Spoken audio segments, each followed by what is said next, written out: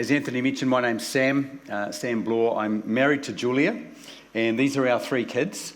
Hopefully that's turning up big enough that you can see our kids. Our kids are not looking very happy in that photo. We had just gone on a sabbatical. This is the end of 2023. Jules and I were supposed to take a break in 2021, but with all the closures around the world, it was very difficult to travel in that time. So 2 years later, the kids were a little bit older, so we actually took on a much longer trip. End of 2023, we visited 9 different countries in 3.5 months, 16 flights.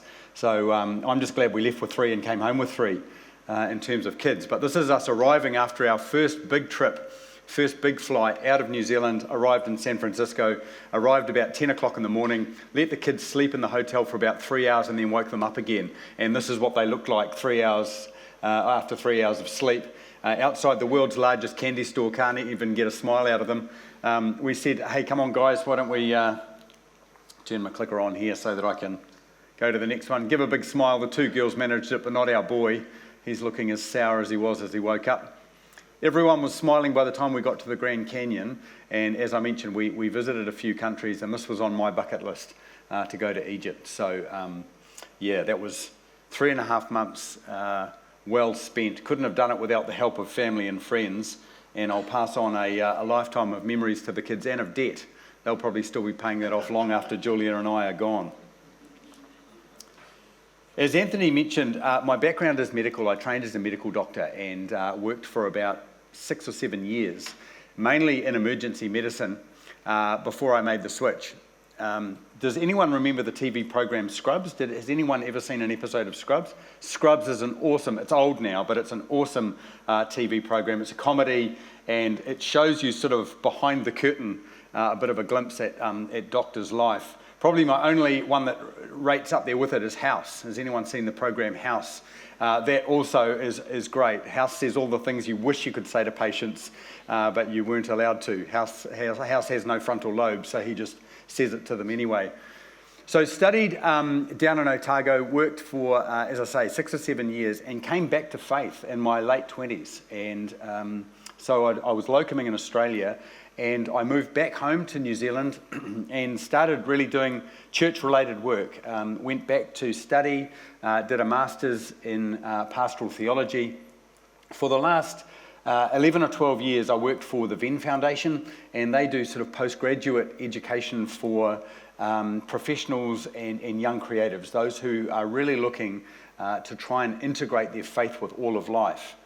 I've been working part-time over some of those years as a teaching pastor at St. Paul's Church, so that's where my family and I go. We go to St. Paul's down Simon Street. And then, as Anthony mentioned, about 6 years ago, I started a doctorate through Fuller Theological Seminary in the States and have chipped away at that. And the last 1.5 years, I really had to work on that more or less full-time, not quite full-time, but certainly for about 6 or 8 months there, it was full-time, finishing off that doctorate, where my specialty, what I ended up doing my final project on, was how people can navigate the emerging adulthood years. And I'll explain that phrase in a bit more detail in a moment. You're brave asking someone who's just finished their doctorate to come and preach, because I have got about 200 pages worth that I could share. And Anthony, if we locked the doors, maybe I could share the whole lot, and you might get home for Christmas. But it's brave. This morning is going to feel probably a bit more like a lecture than a sermon, but I do want to ground things in Scripture as we start.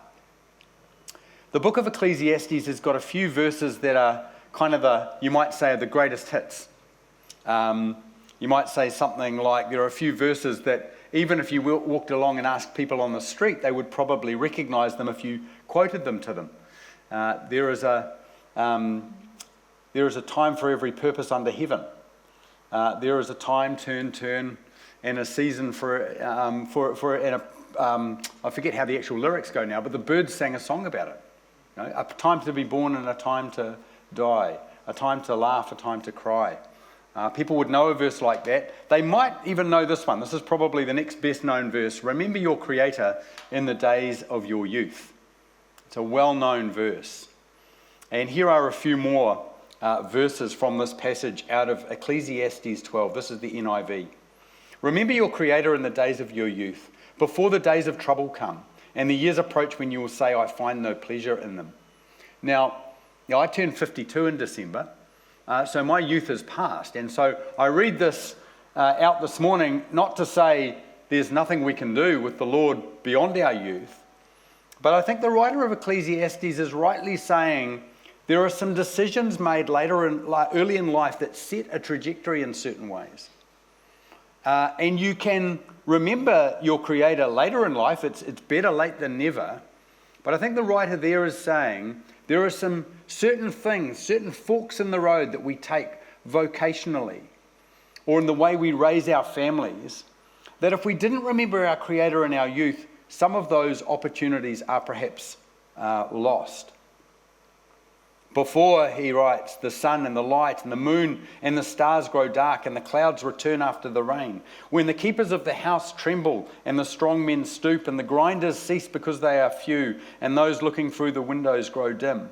When the doors to the street are closed and the sound of grinding fades. When the people rise at the sound of birds but all their songs grow faint. The French philosopher and theologian Jacques Ellul actually wrote a series of meditations on Ecclesiastes, and here's what he sort of reflected on. Here's his meditation on those few verses. Remember the Creator during your youth, when all the possibilities lie open before you, and you can offer all your strength intact for His service. The time to remember is not after you become senile and paralyzed. Then it's not too late for your salvation, but it's too late for you to serve as the presence of God in the midst of the world and in creation. And that's true. I've known some people who have come to know the Lord on their deathbed almost, or close to it. And while I'm very grateful for that, I'm agreeing here with Jacques Ellul where he says it's too late then to actually offer all of your energy for His service. You must take sides earlier, when you can actually make choices, when you have many paths opening up at your feet before the weight of necessity overwhelms you. Those are verses that have been knocking around in my head a lot as I've turned my attention to studying these what are called emerging adulthood years. I've chosen this as my title slide because it's from a game that I remember playing a lot through the late 70s into the 80s, the Game of Life. Did anyone have a copy of the Game of Life in their home? Did anyone remember this game or have their children maybe play it? It's a board game, and in the board game, you basically, I'll show the actual board game here, and I'll point with my my clicker. Will hopefully be able to find. Oh, you can't quite see it showing up there, but you can see the two blue arrows. That there is where you start the game, and you have to decide to turn left and take the shorter route, or to go to university and take the longer route round.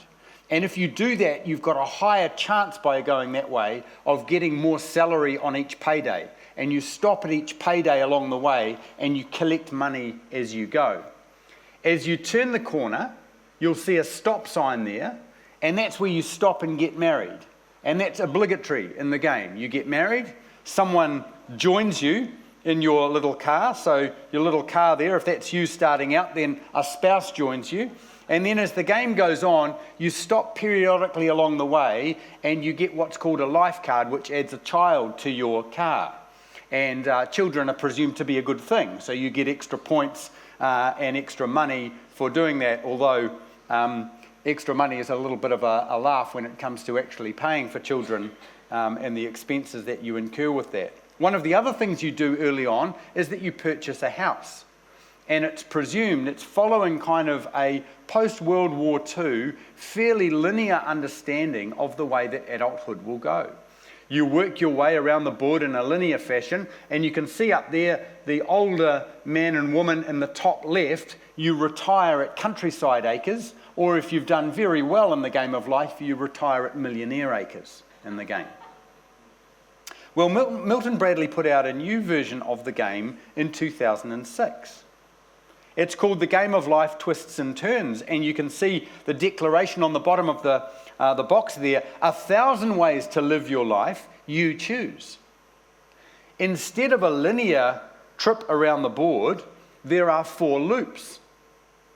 Earn it, learn it, love it, and live it, and you get to do those loops in any order that you want as many times as you want. You're not in a car, you're on a skateboard. You're flying solo. And while you can get married and have kids if you want, they're by no means obligatory, and they don't actually earn you any kudos in the game. The point of the game is not to make the most money, but to earn the most life experience points. In some ways, you couldn't get a better metaphor for the way that the post-adolescent, emerging adulthood years have changed. And so that's why I've chosen this as the title slide this morning. I first heard the phrase emerging adulthood when I was helping a friend to deliver some lectures for a chaplaincy paper. And this chaplaincy paper was looking at life stages. And so it was literally a cradle to grave paper.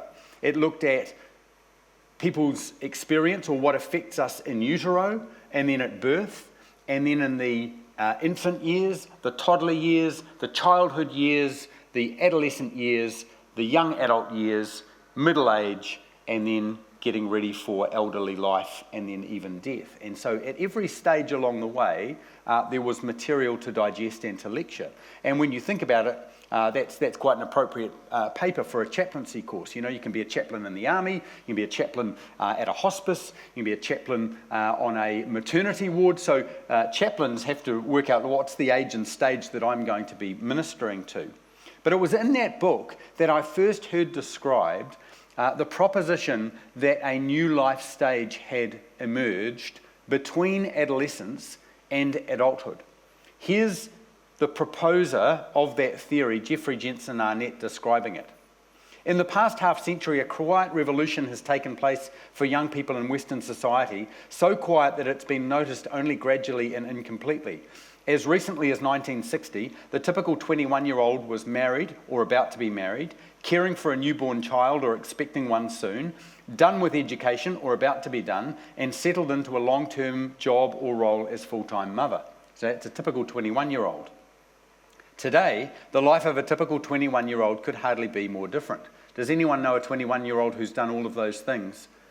No, they're probably about a decade away for them, to be honest. For the young people of the 21st century, the road to adulthood is a long one. Such freedom to explore different options is exciting, and this is a time of high hopes and big dreams. However, it's also a time of anxiety because the lives of young people are so unsettled, and many of them have no idea where their explorations will lead. This period is not simply an extended adolescence because it's very different from adolescence. It's much freer from parental control. It's much more a period of independent exploration. But nor is it really young adulthood, since this term implies that an early stage of adulthood has been reached, whereas most young people in their 20s have not made the transitions historically associated with adult status, especially marriage and parenthood, and most of them feel that they've not yet fully reached adulthood. It is a new and historically unprecedented stage of the life course, so it requires a new term and a new way of thinking. I have proposed that we call it emerging adulthood. That's the book that I read there, Jeffrey Jensen Arnett, the latest copy, the third edition of his book, Emerging Adulthood. He proposed this theory in the year 2000, so 25 years ago. He said, people are no longer experiencing that decade of the 20s, about 18 through to 29, the way that their parents, grandparents, and great-grandparents did. Just as adolescence was recognised as a new life stage in the 1930s and 40s and 50s, so Arnett is saying there's a new life stage now. People are not just going from adolescence to adulthood. They're taking time to emerge into that space, and we need to recognise that. And it's as though he was a psychologist himself. It was as though sociologists and psychologists all over the world just let out a collective yes, particularly in Western countries. When I last checked for my paper, his original paper from 2000 has been cited in 20,000 other academic papers. So it was a paradigm-shifting proposal. There's conferences on this. There's been just so many, dozens, hundreds of articles, books, and other things written on this. The time frame he initially proposed was 18 to 25, but he was very comfortable, as other researchers said, look, we really think it's going right out to the end of that third decade. And so this is the period that I became very interested in. All of the people that I was working with at the Venn Foundation, by definition, were in this age group. My supervisor, Stephen Argue. So I've got 3 book recommendations for you if this is an area that interests you. This is the first one. Jeffrey Jensen Arnett's book, Emerging Adulthood, will give you the best snapshot of the discipline. This one here, called Growing With, was written by my supervisor, Stephen Argue, and his colleague, Cara Powell. It's called Growing With, and it's really for people who bump into emerging adults in any area of life, not just in pastoral care settings or church settings, but as children and grandchildren start to move into this area of life. They wrote a book called What Does It Look Like to Grow With Our Kids and Grandkids, Nieces and Nephews as they go through this time of life. They make an interesting distinction between explorers and focusers. They say the first half of this decade really is 18 to 23. Explorers are often venturing out for the first time away from home or home-oriented routines to pursue their goals, their relationships, beliefs, and they feel excited about the future, but still quite unsure about themselves. So they're starting to explore this big wide world. And then focusers, 24 to 29, having developed a clearer sense of who they are and likely having made some educational, vocational and relational choices that set them on particular trajectories, they're starting to feel on track with life. Although others, if they're not making those decisions, are probably starting to feel a bit left behind. So what they're sort of saying is that decade is one of expanding out and then realising you actually have to foreclose on some things, make some decisions and begin to focus your attention. So another way of looking at this, Stephen Argue puts in one of his books, is that kind of line used to be linear, high school, college, or doing maybe an apprenticeship, getting a job, getting married, having kids, buying a house, etc., etc. Now it looks more like this: high school, college, a gap year, travelling abroad, get a job, go back to college, boomerang back home to live with mum and dad for a couple of years, have some flatmates, change your job, do an internship somewhere. So these things are taking a lot longer to happen. There are 5 features of emerging adulthood. I'm going to go through these quite quickly and then give you a chance just to pause and chat to your neighbour about whether you've seen any of these features in some of the emerging adults in your life. So the first one is what they call identity exploration. You're starting to explore who you are, particularly in the areas of work, or vocation, education, work, vocation, and also relationally. You're starting to work out what sort of person do I want to, if I'm looking to have a relationship, what sort of person do I think I'm suited to?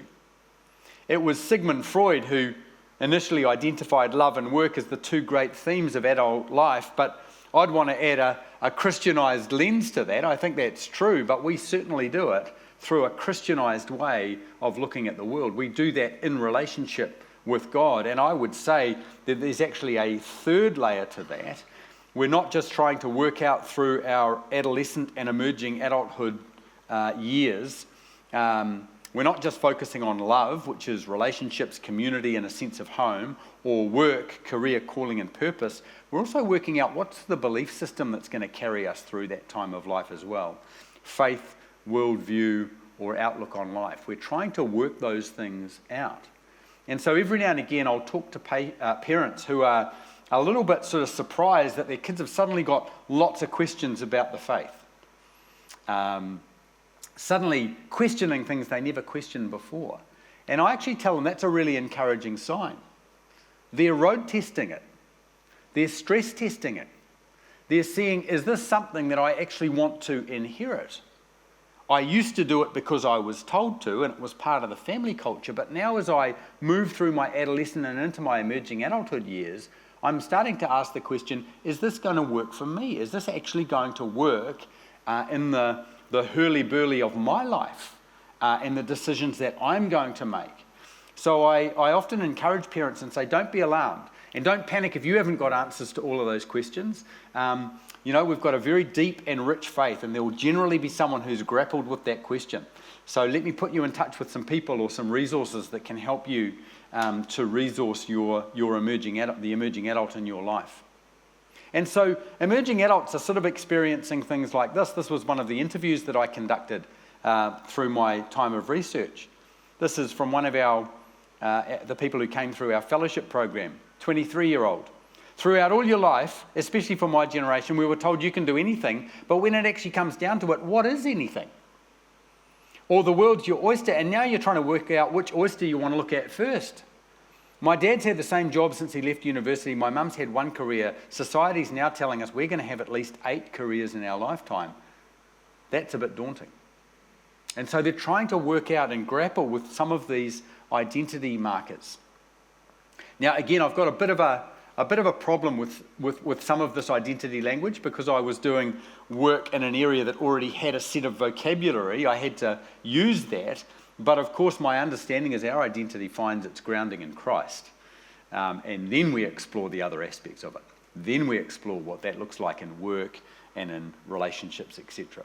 But those are the sorts of explorations that are happening. That's number one. Number two is instability. So here we go. The little car's been packed up to move to a new flat during those emerging adulthood years. In some ways, this is the flip side of the coin to identity exploration. You can't explore a lot without having some instability. And so sometimes a young adult will maybe do an apprenticeship in an area and then, you know what, I've just done a plumbing apprenticeship and I just don't want to have my hands up to my elbows in muck all the time.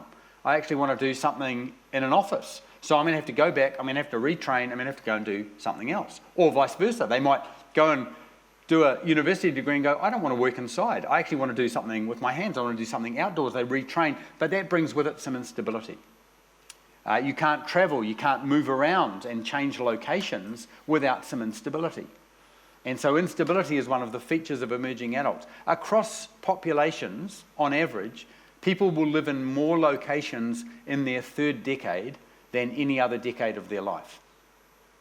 So from 18 through to about 28, 29, people will live in more locations than they will in any other decade.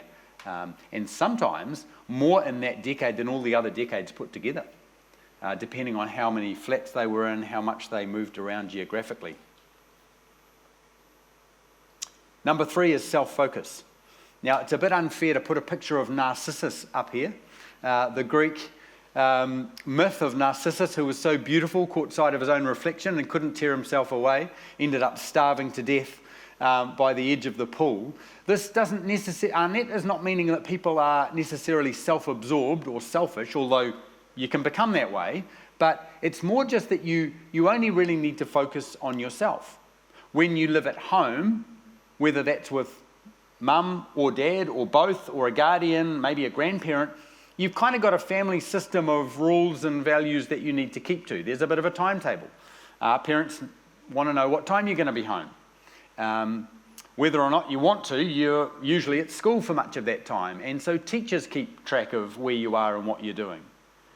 If you jump forward to 30 plus, most people are in a relationship, they're married, they perhaps have some kids by that stage. So again, you've got a new household with a new set of rules and an agenda and an itinerary to keep to. But in the in-between years, while people might have flatmates and you can have loose associations, and I've been in flats where we had meal rosters and things, you're not answerable in quite the same way. There's a freedom. I remember hearing that our hospital, when I was working as a doctor, had an exchange program with a hospital in Perth, and so 2 months later, I was working over in Perth doing a rotation over there. If I'd been married as I am now with 3 kids, that would have been a lot harder to pull off in 6 weeks, but you can do that. You can focus and make decisions based on yourself. So that's the third feature. The fourth feature is called feeling in between. You're going to get a card at the end of this with all of these on it, so don't feel you have to write down screeds and screeds of notes. You'll actually get a summary in the thing that Anthony and the team printed off. Feeling in between, this is entirely subjective. So actually emerging adults report feeling a little bit in between. If you ask them, Do you feel like you've reached adulthood? You can see on this graph here, in the top, you've got 18 to 21-year-olds. And, if I flick to the next one, it's a little easier to see the, I'll keep it on this one, but you can actually see how it drops and increases on if I flick it to the side. But if you ask them, have you reached adulthood? 32% of them in orange there, the top line, the yellowy orange line, say yes. But 2/3 of them don't say no, they give an ambiguous answer. They say in some ways yes and in some ways no. Or that depends. Some days I do, some days I don't. There are aspects of my life where I feel like I'm an adult, but aspects of my life where I don't. I've just been given a promotion at work and I'm now leading a team of 6 people, but I had ice cream for dinner last night and Mum would be horrified. So, does that make me an adult or not? They've got this rather almost alloyed way of looking at whether or not they're an adult. And you can see there as you move through the 22 to 25 years in the middle and then 26 to 29, you get 2/3 of them saying yes. So you move from 1/3 at the top to 2/3 following that orange line, and then the number of in-betweens or feeling kind of like an ambiguous answer drops down to 30%. So there is this sense of feeling like I'm kind of getting there, but I don't fully feel like I'm an adult. And Arnett says that's quite natural because the sorts of things that are markers for being an adult have changed. They're no longer marriage, house, children. They are answering questions like, are you accepting responsibility for yourself? Are you making independent decisions? Are you becoming financially independent? In multiple studies, these are the things that emerging adults themselves report as the markers of adulthood. Accepting responsibility, making independent decisions, and becoming financially independent. These things happen gradually, so it's not surprising their sense of becoming an adult happens gradually as well. And so you get quotes like this one from a 20-year-old that I interviewed. I don't feel like an adult at all. I even said this to someone the other day. I feel like I've accidentally snuck in and now I'm like, oh no, I shouldn't be here. It's like a mask that I'm wearing. Is anyone going to notice that I'm not qualified to be doing any of this? I definitely feel like I'm faking it. It's in moments when you have to do adult things. Even that phrase sounds weird. Like me having to go to the dentist and figure out my wisdom tooth. She's 20 years old. She's thinking, I need Mum to do this. I can't do this. I've never phoned the dentist before. I haven't had to go to the dental nurse since my baby teeth were falling out. And now I've got wisdom teeth. How do you work out how to phone the dentist? And then I said to myself, yes, I can. I've lived out of home for 3 years now and I'm an adult. I should be able to do these things. So these are quite common experiences for emerging adults as they move out of their adolescent years into their 20s. They're grappling with beginning to move into the adult world and they're feeling in between. And then the final one is a sense of possibilities and optimism. The world is their oyster. There are lots of options out there. They haven't fully burned any bridges yet. They can make some often quite radical decisions to change, like I did. I stopped doing medicine and I moved into a theological subject. I started working for a church. I made a radical change to my job. I did that at 28. Now, I wasn't married at the time. I didn't have kids. That would have been a lot harder decision to make if I'd been married with 2 kids, had a mortgage to pay. That would have been a harder decision. But there is a sense in which you've got possibilities open to you and optimism. There's a sense that the world's a good place. The world is my oyster. I'm actually going to find my way into a positive future. So those are the 5 features. I'm going to pause there and give you a chance to chat to your neighbour. Just going to stop for a couple of minutes. I'll flick to the next slide. It'll give you a 2-minute countdown. Have you seen any of those features present in the emerging adults in your life? Maybe people you've done church life with, people in your family, maybe some of your own kids or grandkids. Come back in a couple of minutes.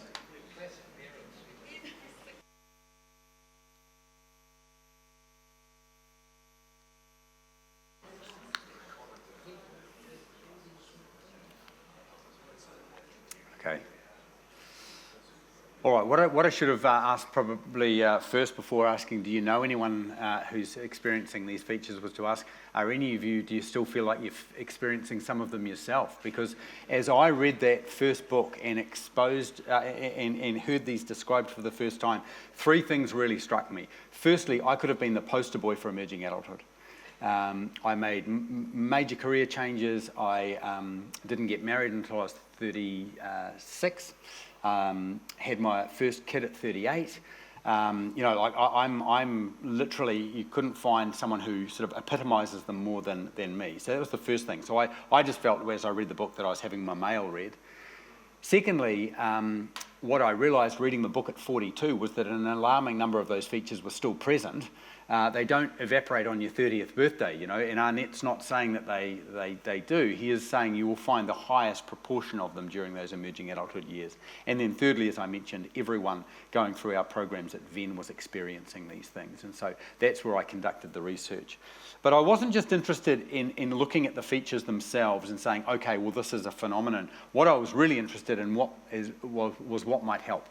What might help to support young adults, emerging adults, as they're going through this time of great excitement and possibility and exploration, but also a time of instability. And often, with so many options, it can become paralyzing. How do we, those of us that are in supporting roles, whether that's as parents, grandparents, friends, aunts, uncles, and pastoral care roles, or just all of those things, what might help?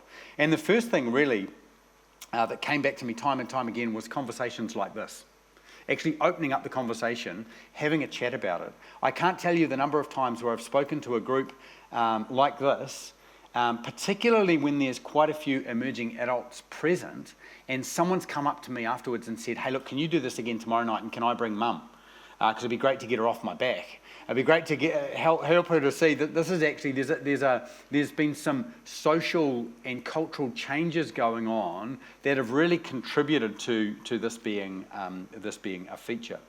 And so the first thing is just acknowledging that it is different. We're in a very different time. But what I wanted to do was specifically name some things that might help in a discipleship setting. And I think this is where, as I spoke about some of these things a few months back, Anthony heard them and said, hey, this is something that'll be great for us to focus in on a bit. And again, these will be summarised on the little handout to come. But as I looked at this and spent time reflecting on it, I came up with 5 kind of postures, I guess, or things to focus on in this area for this age group. And they are a biblical anthropology, experience and encounter, cultural discernment, stability and service, and saints and exemplars. And I'm going to look at these in kind of reverse order and look at saints and exemplars first.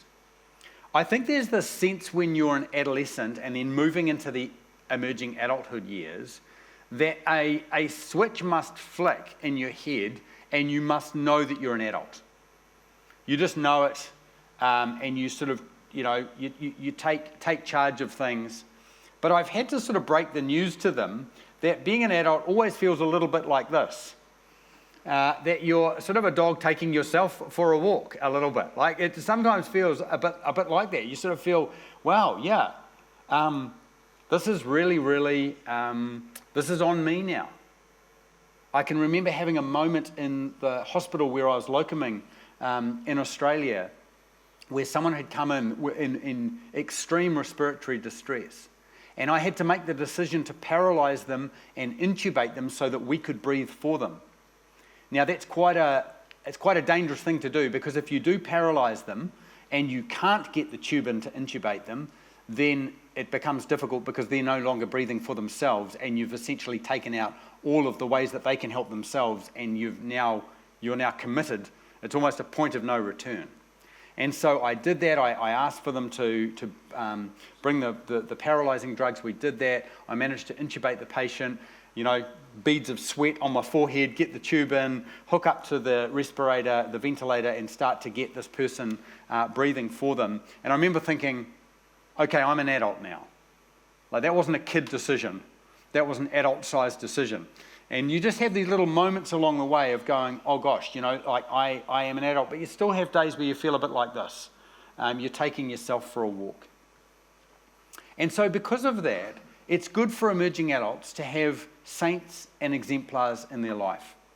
In his book, Fabric of Faithfulness, Stephen Garber, who worked for years as a university chaplain, he identified 3 things that if they were present in the life of a university student, then there was a good chance if he caught up with them in their mid-30s and beyond, they would still have a faith. So those 3 things he called 3 C's: convictions, character, and community. So the first one was convictions. They were taught a way of seeing the world which was sufficient for the questions and the crises of life, especially the ones implicit in our cultural milieu. In other words, they were shown that this Christian faith is deep and broad enough to answer life's big questions, and particularly at moments of crisis. I've bumped into a number of students who had quite a thin understanding of the faith. It was more about just getting together, socialising, and having some up times. But when they first had a major blow, they maybe lost a job, lost a parent, had a miscarriage, bumped into something really full on in life, their kind of faith disintegrated because they hadn't been given a robust version of it. So Garber said they were given convictions. Secondly, they met at least one teacher or mentor who incarnated that way of seeing the world that they were coming to consciously identify as their own. So they met someone of character. That person passionately lived what they believed, and they were willing to share why and how. How did that make sense? They were also willing, Garber goes into some detail, they were willing to listen. What were the things that this younger person was bumping into that was making life difficult? And then thirdly, community. They made choices over the years to live out their lives in the company of mutually committed folk who provided a network of stimulation and support for their faith. So it's the second one, character, that I'm mentioning when I say saints and exemplars, mentors. I note the pair because some of the mentoring I've had has come from saints who are long dead. I've read their books. I've been mentored by C.S. Lewis. I've been mentored by G.K. Chesterton. I've been mentored by many of the biblical characters as I've sat and soaked in their lives. But we also need exemplars. We need flesh and blood people who can sit with us and we can be mentored by. And I think there's a couple of areas where that's important. I think in the area of relationships, it's important, actually. I think emerging adults, they look at culture. Culture claims to be doing relationships well, but it's actually a mess. And they sort of feel, man, we feel naive by comparison, and many of them just need encouragement that they're doing well. They need encouragement that they're doing things okay. I can remember bumping into a younger guy at church, and he'd been going out with someone for about a year, but when I asked how they were going, he said, oh, we've just had a really big row. I think we're going to break up. And it turned out that they were probably going to break up because they'd had the really big row, and he thought, that's just kind of, what do we sort of do? We've just had a really big argument. We've got to break up. We sort of fought. I sort of said to him, hey, if Julia and I didn't have fights, we'd have nothing left. Do you know?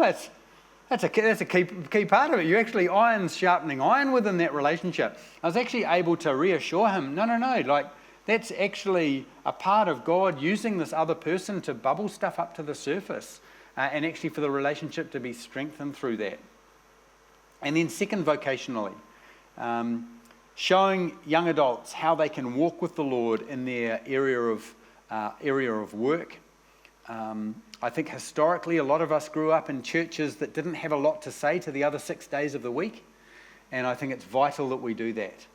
The next generation won't survive in their faith if they're not shown why their Monday to Saturday matters as well.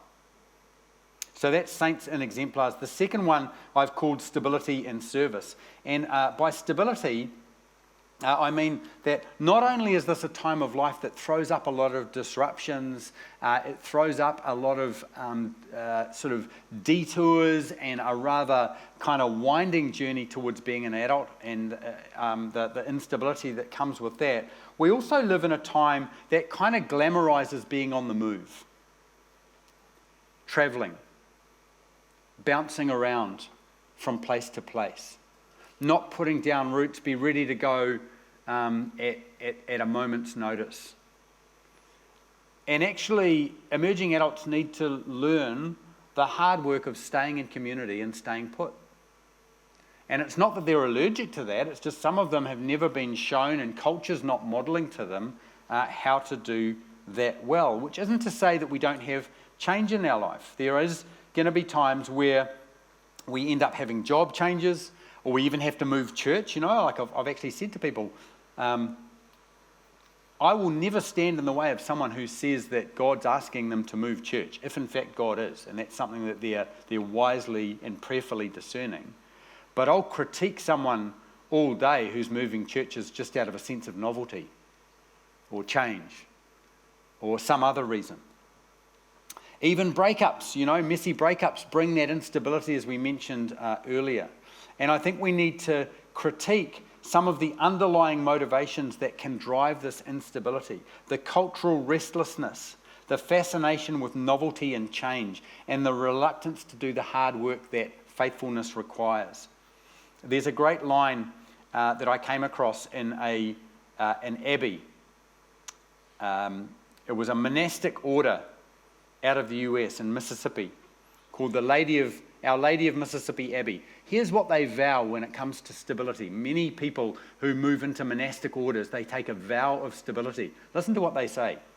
We vow to remain all our life with our local community. We live together, pray together, work together, and relax together. We give up the temptation to move from place to place in search of an ideal situation. Ultimately, there is no escape from oneself, and the idea that things would be better someplace else is usually an illusion. And when interpersonal conflict arise, we have a great incentive to work things out and restore peace because they've vowed to be there living with those people for life. This means learning the practices of love, acknowledging one's offensive behaviours, giving up one's preferences, and forgiving.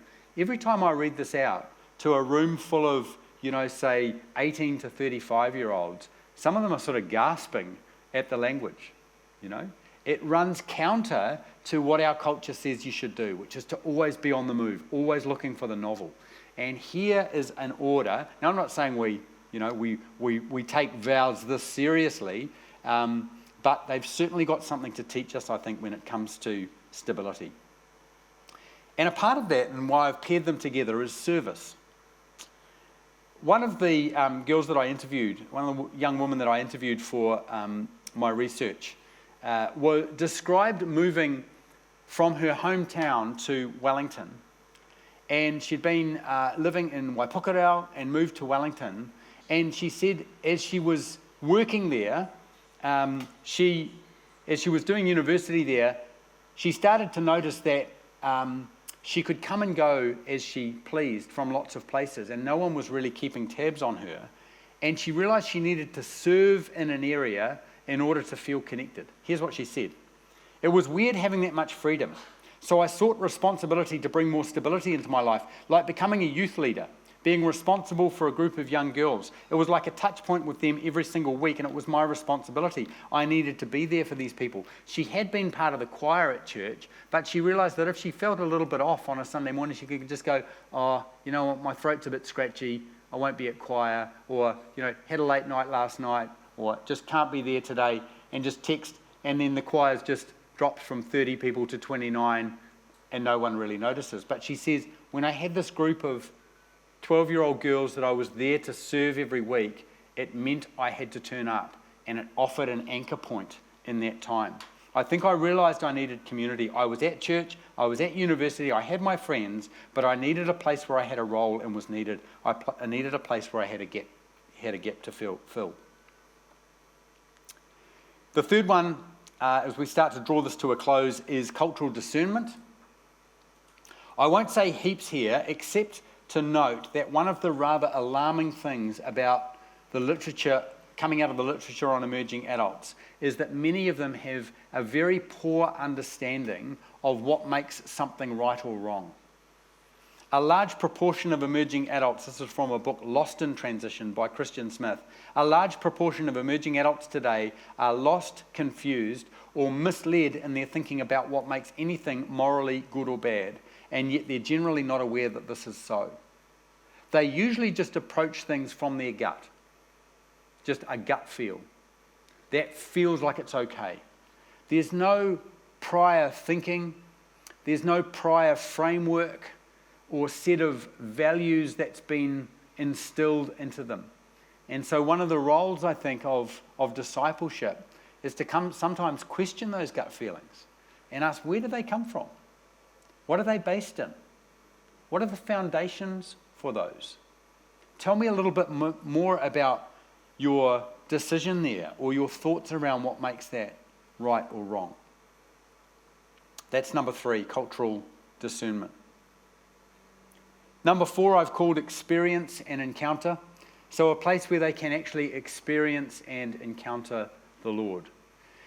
There is increasing discussion at the moment about something called the quiet revival, that throughout the US, the UK, some other places where there's statistics on this, Gen Z are becoming more spiritually aware.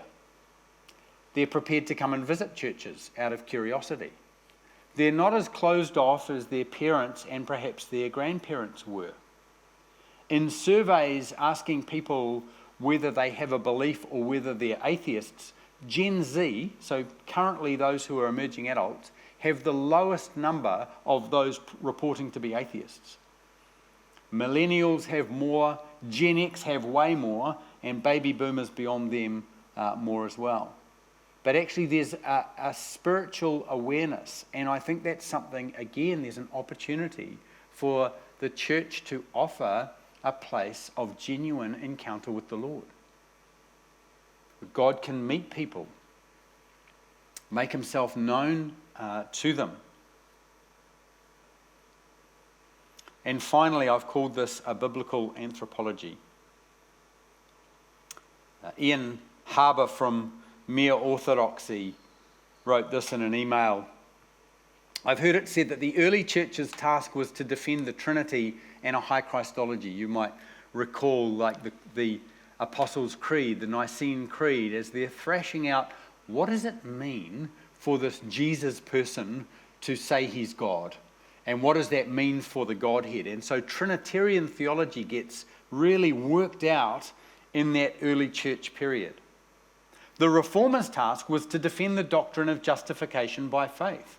And some of you, if you know a little bit of church history, will know that Martin Luther says, actually, the Catholic Church has begun to, in certain pockets, get in the way of this idea that we're saved by faith alone. He had sola scriptura, sola fides. It's by scripture alone, by faith in God alone. We don't need the Pope to be arbitrating this for us. There's no middleman, there's no middle person when it comes to, no one does this by proxy. We have faith ourselves in God alone. And so salvation got thrashed out during the Reformation. But Harbour says our task today is to defend what does it mean to be a human person. Anthropology is up for grabs right now in culture. There are some crazy theories floating around about what gives us a sense of identity. And so we need an anthropology that starts with God, not the other way around. God precedes us and supersedes us in every way. Karl Barth had this to say, the creature is not self-existent. It's not assumed its nature and existence of itself or given it to itself. It did not come into being by itself. It does not consist by itself. It cannot sustain itself. It has to thank its creator for the fact that it came into being. Nor does the creature exist for itself. Its destiny lies entirely in the purpose of its creator as the one who speaks and cares for it. The creature's right and meaning and goal and purpose and dignity lie only in the fact that God the Creator has turned towards it with purpose. Identity isn't manufactured, it's bestowed. And we're living in a cultural time that insists on having the right to make one's sense of self. And so I'm going to close and hand back to Anthony on this final quote. This is from Glyn Harrison, who is a Christian psychiatrist. He writes this: just be your real self. This is more than a suggestion, it's a promise. The modern clarion call to authenticity, being true to the self within, markets the prospect of a stronger, more durable sense of core identity. It's about freedom and flourishing, and as a result, we're more obsessed than ever with questions of identity.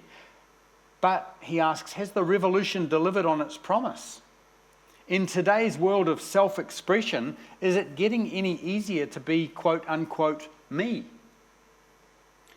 There is no simple agreed definition of identity, but for our purposes, I take identity to refer to the inner core that allows people to move between different social roles while retaining a sense of being one and the same person. It's the story we tell ourselves about ourselves, the inner narrative that gives a sense of meaning and coherence to our lives. On the face of it, the modern project of self-construction offers exhilarating new freedoms. Contemporary culture places before us a smorgasbord of possibilities for self-invention, and when we grow tired of one option, we may simply choose another. And why not? Just decide who you're going to be. Well, he says, the problem's obvious. In a world of limitless choice and endless possibility, with no guide or map to provide us with an external point of reference, how do we choose between competing realities? As we look within, which facet of experience will help us to decide today? Should we follow this fleeting thought or that whim? Should it be this feeling or that impulse? Or perhaps it's all about getting in touch with one's inner hero. But what if your inner hero turns out to be elusive? What if the self you discover within turns out to be a weak, a vulnerable and rather dependent thing? And what if your suspicion grows that the notion of your inner hero itself has simply been marketed to you and you swallowed it hook, line and sinker? This is the cultural backdrop against which emerging adults are having to navigate their lives. And so they're having to decide not just where to go in life, we've all had to decide that, many paths open to us. They're having to decide which version of themselves is going to go there. And they're often being strongly encouraged to make up that version of themselves as they go along. And it ends up just being tyrannizing. And so, again, as I close these 5, and you can maybe take some of this discussion into the time of coffee afterwards, maybe bring it back into a bit of Q&A. We'll have a short time of Q&A through here afterwards. I think a biblical anthropology, a grounding of the human person in a scriptural account of who we are and the fact that God has created us and given us a purpose and destiny, is just absolutely life-giving to a culture that has got itself very lost. You've done very well. That is 96 slides. I haven't seen a single person fall asleep. Well done. Congratulations. Anthony, I'll hand back to you. Thank you.